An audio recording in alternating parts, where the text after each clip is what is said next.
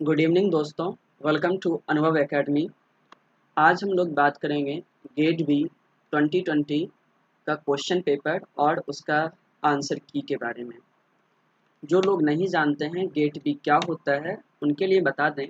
Gate B का पूरा नाम है graduate aptitude test for biotechnology.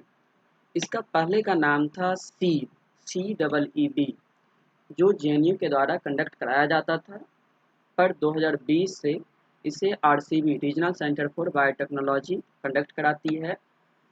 इसमें एक रैंक कार्ड मिलता है आपको। इस रैंक कार्ड के बेसिस पर आप जो भी पार्टिसिपेटिंग इंस्टीट्यूशंस है JNU BHU उसमें आप अप्लाई कर सकते हैं, देन एडमिशन ले सकते हैं। एडमिशन मिलने के बाद आपको 5,000 रुपया स्कॉलरशिप मिलेगा पर मंथ। इसका क्वेश्चन पैटर्न क्या होगा, किस तरह का क्वेश्चन पूछा जाता है।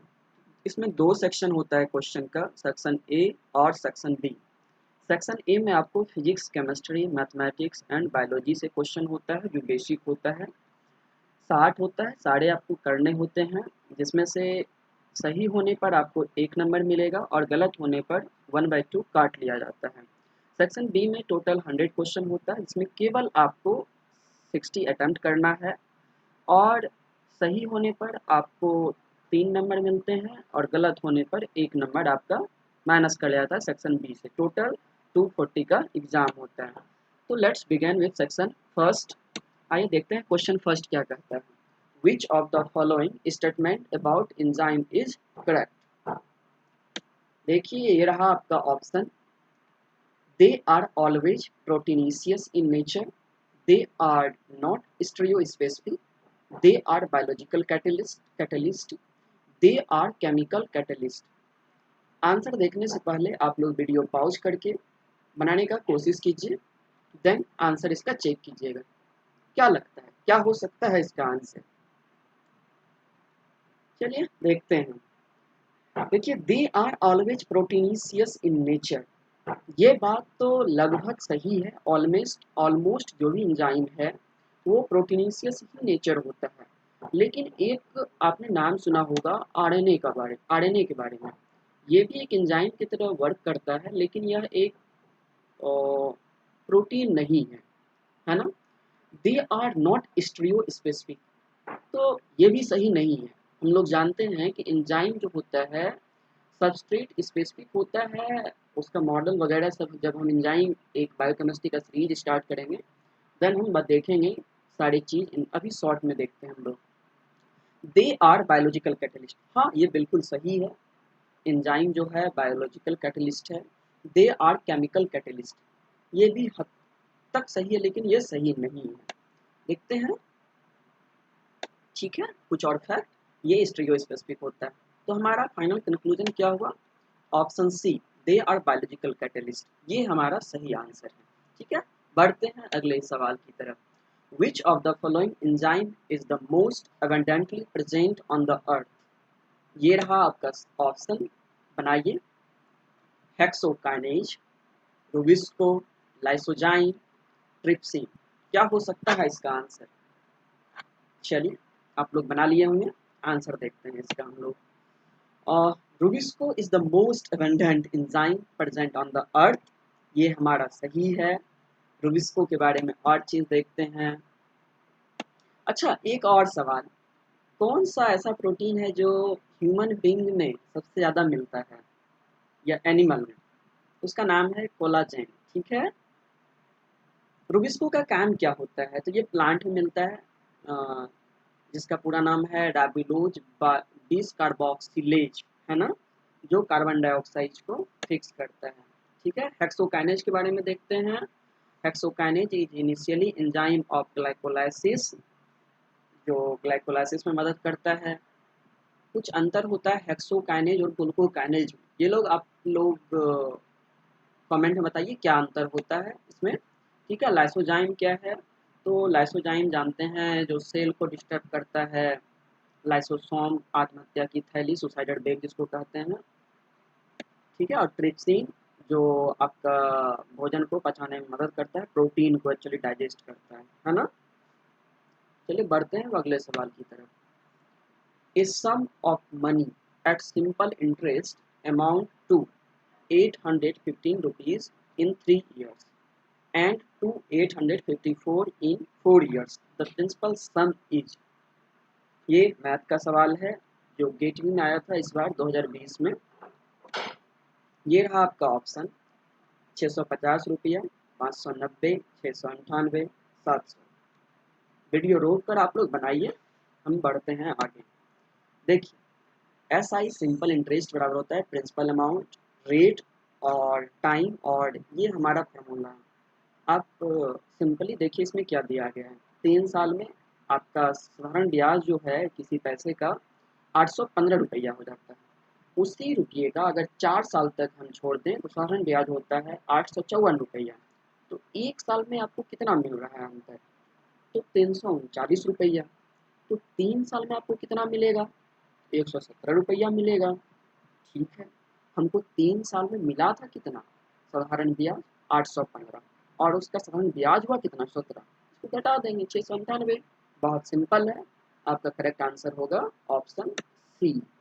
बढ़ते हैं अगले सवाल पर। Rakesh purchase a horse for 3000 and sold it at the same day for Rs 300 or 3600, allowing the buyer a credit of 2 years. If the prevailing rate of interest is 10%, then Rakesh has a net gain of। देखिए कहता है राकेश ने एक घोड़ा खरीदा 3000 रुपये में, उसको उसी दिन बेच दिया 3600 रुपये में, और उससे पैसा नहीं लिया, बोला कि जाओ तुम 2 साल बाद देना पैसा आराम से। तो 3000 का प्रिवेलिंग इंटरेस्ट साधारण जो चलता है मार्केट में 10% है। तो बताइए आप लोग कि राकेश को कितना इनकम हुआ होगा? ये रहा आपका ऑप्शन 5%, 0%, 7.5%, 10%। चलिए बैठ के सॉल्व कीजिए, हम बढ़ते हैं आगे।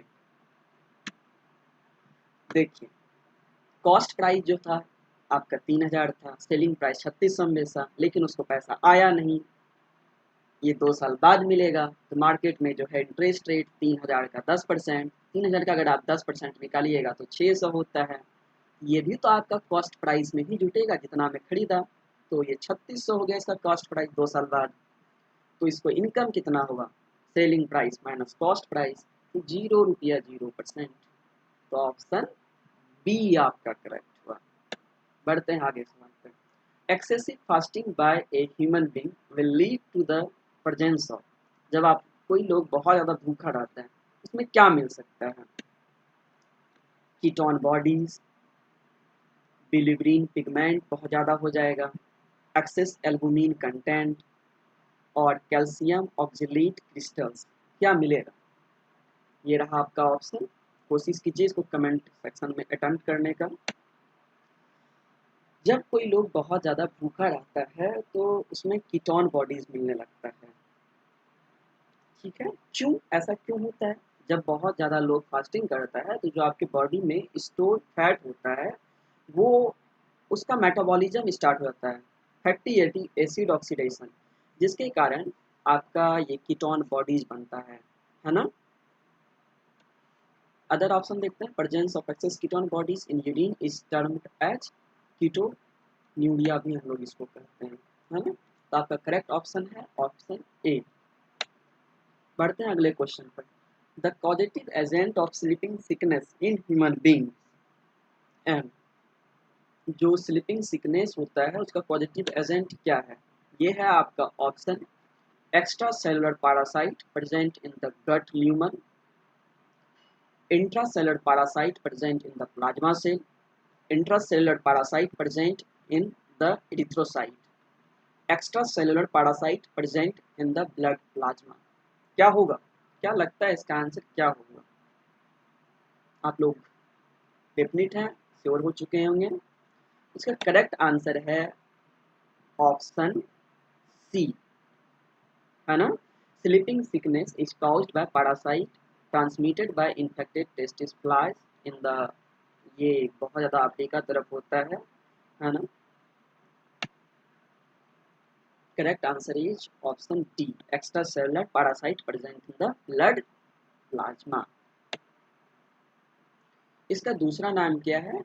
ट्रिपेनोसोमोनासिस also known as sleeping sickness, जो एक पैरासाइट है, माइक्रोस्कोपिक पैरासाइट जो एक्स्ट्रा सेलुलर होता है और ब्लड प्लाज्मा में आपका मिलता है। ये एक स्पेसिफिक पैरासाइट का नाम है ट्रिपैनोसोमा ड्यूरेसी। अगला क्वेश्चन है, father's age is 4 times that of his son Rohit. After 8 years, father would be 2.5 times of Rohit's age. After another 8 years, how many times of Rohit's age would father's age be? कहता है एक लड़का है रोहित और उसका पिता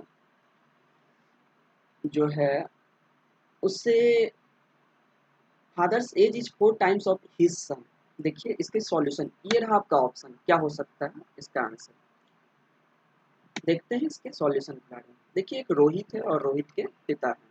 रोहित का जो वर्तमान एज है x और उसके पिता का है 4x सवाल के अनुसार। 8 साल बाद तो x, ये x हो गया जो कहते हैं 8 साल बाद जुट गया, इधर भी तो ये जुटेगा 4x + 8। लेकिन अभी हम इसको देखते हैं कि इसका 8 साल बाद रोहित के एज का 2 गुने, कहता है 2.5 times, 2.5 times। दैट मीन्स कि इसको अगर हम सॉल्व करेंगे x + 8 = x + 8 × 5/2। कैसे 5/2? 2 × 2 4 और एक 5/2 है ना, 5/2। ये जो कहती हूँ 5x, 8 × 5 40, ये 2, ये इधर भाग में है, बराबर के इस तरफ आएगा, गुना में 2x + 16 ये आ गया। इधर इसको लाएंगे माइनस में हो जाएगा, ये 3x, ये 24। तो x का वैल्यू आ गया 3 और 8 कटेगा, 3 और 24, 24 में अगर 3 से भाग देंगे तो 8 आएगा। तो अभी जो है एज रोहित का x का वैल्यू 8 आया और 8, तो रोहित का 16 है, इसके पिता का कितना है 40। तो कहता है आफ्टर अनदर 8 years, यहाँ से 8 साल और बाद 16 + 8 24 और इधर 20 + 8 48। तो ये कितना गुना है रोहित का? 2 गुना है। आपका करेक्ट आंसर क्या होगा? ऑप्शन ए, है ना। अब अगले सवाल पे चलते हैं। A particle collide with another stationary particle of the same mass. The collision is ideal elastic. The angle of divergence is, आपका ऑप्शन है ये 45 डिग्री, 90 डिग्री, 60 डिग्री और 30 डिग्री। ये फिजिक्स का सवाल है जो आपका इस बार आया हुआ था। तो इसका करेक्ट आंसर है option B. And covers a certain an aeroplane covers a certain distance at a speed of 240 km/h in 5 hours. To cover the same distance in 5/3 hours, it must travel at a speed in kilometer of। कहता है एक हवाई जहाज है जो एक निश्चित दूरी को तय करता है 5 घंटे में, उसका रफ्तार है 240 km/h। सबसे पहले आप इसमें क्या कीजिएगा कि टोटल डिस्टेंस निकाल लीजिए। बहुत आसान है, डिस्टेंस निकालने के लिए जो भी आपका स्पीड है और टाइम है इसको गुना कर दीजिए, ये आपका टोटल डिस्टेंस निकल जाएगा।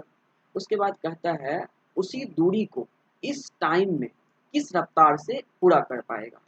ये है आपका ऑप्शन, 600 km/h होगा, 360 km/h, 720 km/h या 300 km/h। देखते हैं इसका सॉल्यूशन क्या। सिंपली डिस्टेंस बराबर स्पीड इनटू टाइम, तो हमारा टोटल डिस्टेंस ये है। अब स्पीड पूछ रहा है, वही है डिस्टेंस, तो ये हमारा डिस्टेंस और ये टाइम है।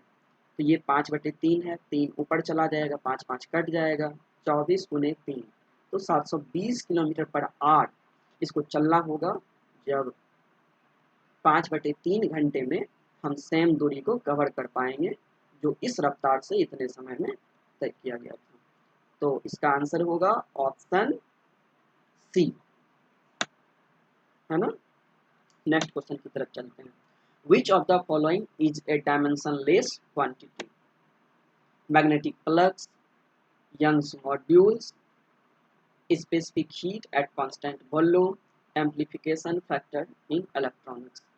अटेम्प्ट कीजिए, क्या हो सकता है इसका answer.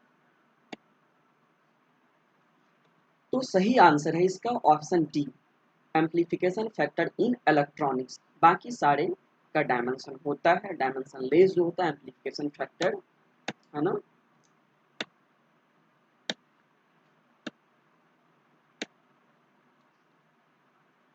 Thank you for watching.